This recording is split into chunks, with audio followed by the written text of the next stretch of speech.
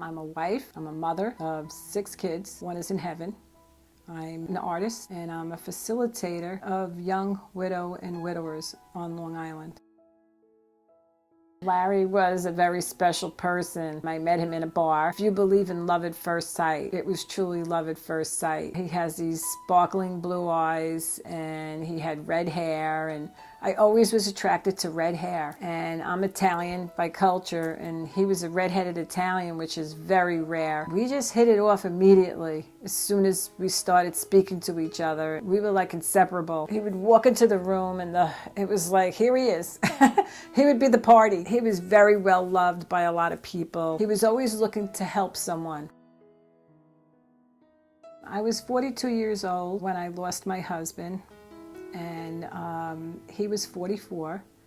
He died of medical negligence. He had a blood clot. We went to the doctor and we were sent home, and the next day he passed. My children were 18, 14, and 11 at the time. It was a terrible experience to have to go through. My sister put me in a bereavement group. There was this rule that I had to wait for 3 months before I could enter the bereavement group. And in a 3-month period before I started the group, I was in terrible, terrible pain. All I can remember was sleeping all the time.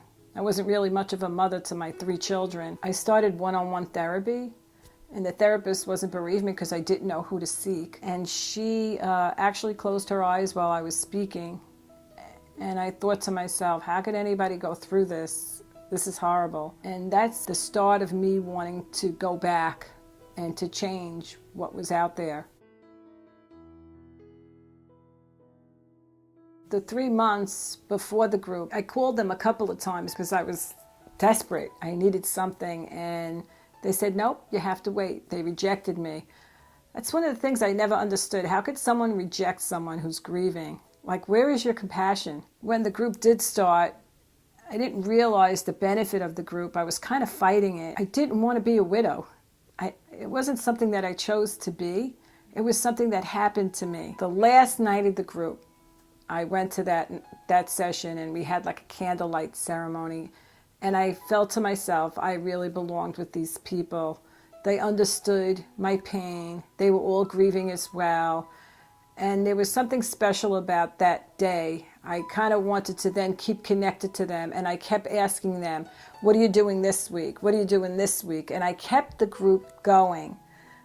Without even knowing, I was already starting to facilitate with my own group. And in that group is where I met my husband now.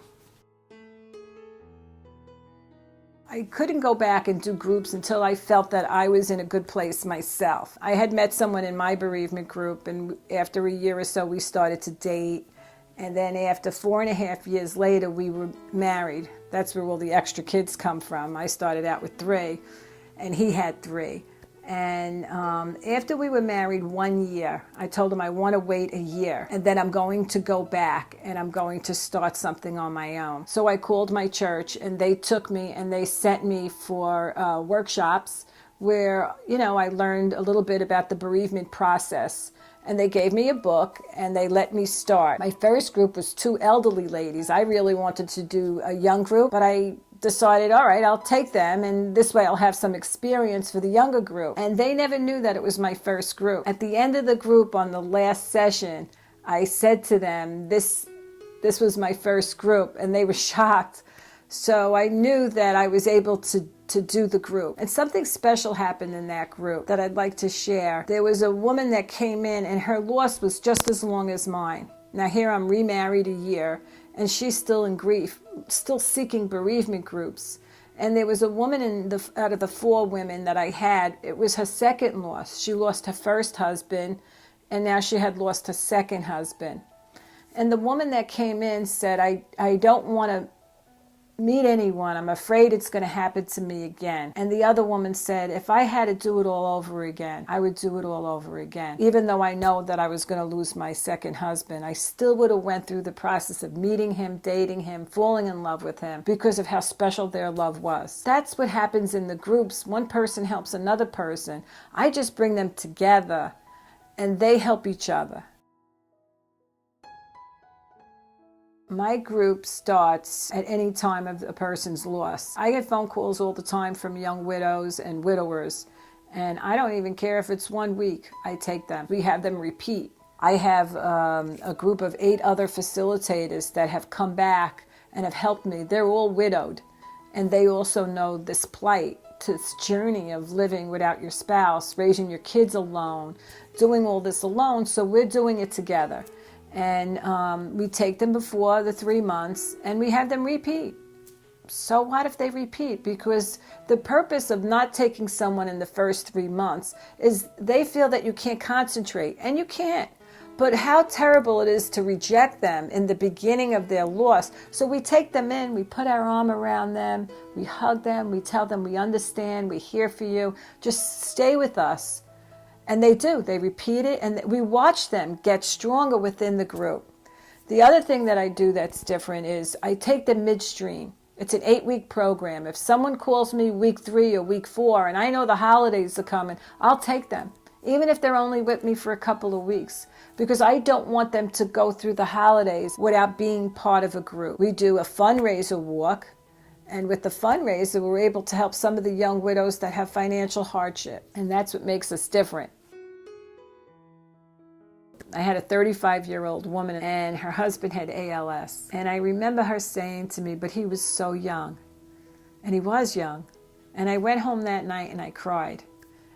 And I remember laying in bed thinking about it and saying to myself, if you're ever going to do this and help others, you need to bring them to where you are now, and not let them bring you to where they are.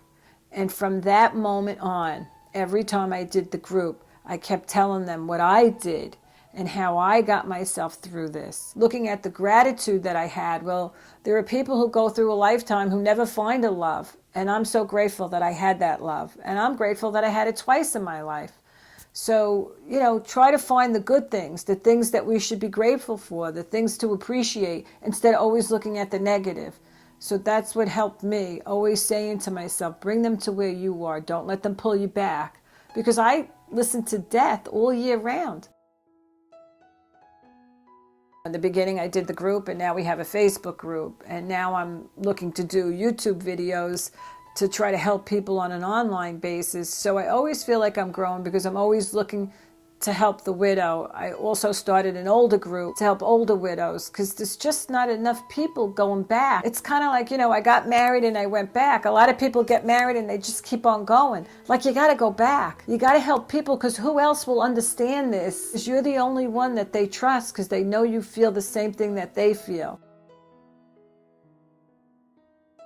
The walk is called In Memory Of, which is to celebrate the lives that were lost. I started with 35 people. I started to learn that a lot of young people had some financial hardship. I started the walk just to be a walk, because I know that when you walk, it brings out those endorphins that make you feel good, and I thought this would be good for my group. And then listening to the young women and all their struggles, I thought, well, you know what? We can make it a fundraiser so that when someone has their first year of loss, if they have financial hardship within that year, we could help them. We could pay for maybe a mortgage bill or a Lilco bill. We've paid for moving storage, laptop for someone who needed a job. We paid for a tombstone who someone found that bill was too expensive for her. Best part of the walk is this: the children who have lost a parent see that they're not the only one. There's a camaraderie amongst us that we know like we're all in the same place. One thing that I felt when I was widowed that I hated was all my friends were married. I didn't fit in. Like, I didn't know where I fit in. I'm not divorced. I still loved my husband. I'm not single, and I'm not married anymore, but I felt married. I had children. So where did I fit in? The picnic that we have, it's a picnic/walk. You fit in. We're all wearing the same shirts. They say In Memory Of. The widows put pictures of their spouses on the shirts.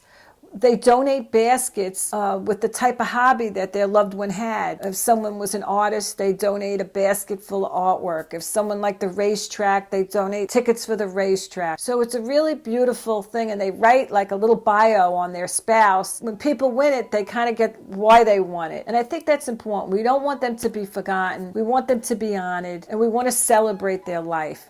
And it's not depressing, believe it or not. It's actually a happy day because we're celebrating them. Being a young widow is different than being an older widow. Being young, I was 42.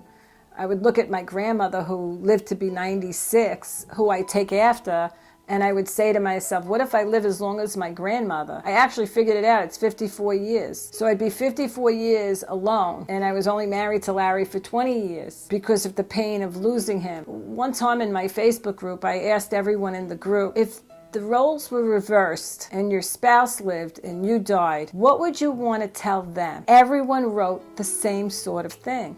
They all said, I would want them to live life. I'd want them to enjoy life. I'd want them to be happy again. Some of them wrote, I'd want them to find someone and be happy. I didn't go on dating sites. I didn't do that. I met my husband in my bereavement group. And I kind of say that's serendipity. Like, my group is not about dating, but we do have a social part of the group where people have met. And like I said, it's serendipity. We don't do the groups for that purpose. We do it to help you to get through the loss. But if somebody clicks with somebody else, I can't help that. My husband had said to me, we were just friends in the group and we would meet every week. And he said to me that he asked me if I would go for coffee with him. And I was like, no, I can't do that. I didn't want anyone to think we were dating or something like that. And then I went home to an empty house. I came upon the realization that Larry wasn't coming back and that this was my life. And if I didn't do something about it, it would stay my life. So I had called him back and I said to myself, it's just coffee. I'm not going to marry him. Little did I know we would end up married. It's bonding, compassionate, and supportive. The public page is Widowed Not Alone.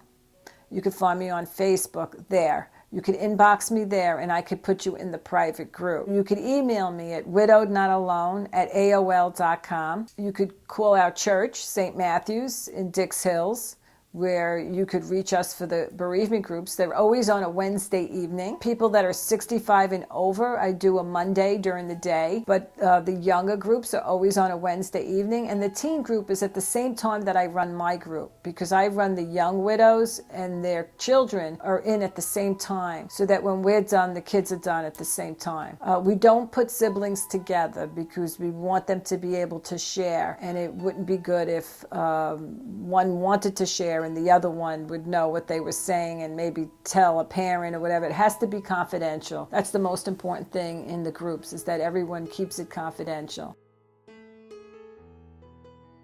The message that I want them to take from the group is, if I were to hold something in my hand for 2 seconds, it wouldn't be so heavy. But if I were to keep it in my hand for 2 days, it would start to feel heavy.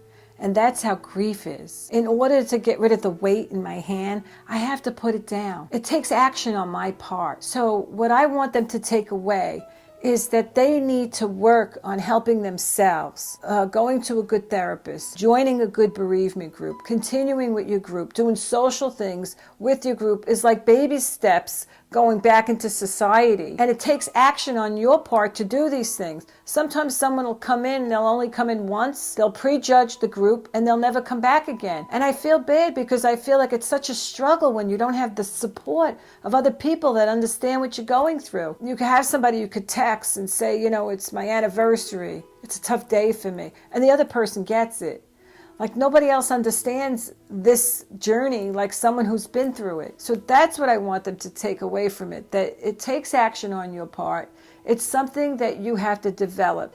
It's courage. You have to develop the courage to do things even when you're afraid. Try to find a bereavement group in your area. And if you don't, I hope you watch my videos so that I can help you with that. But don't prejudge it. A lot of people prejudge it. If I had a present in front of you that was wrapped, you couldn't tell me what was inside of it. You could only look at the outside of it. So when you judge a group, you're judging it without even going. Even if you go one time, you're still judging it before you get to know what it's about. You need to continually go and at least give it a chance. I always say, what's the worst thing that could happen? The worst thing already happened. So you put yourself out and you push yourself to go, and you never know, it could help you.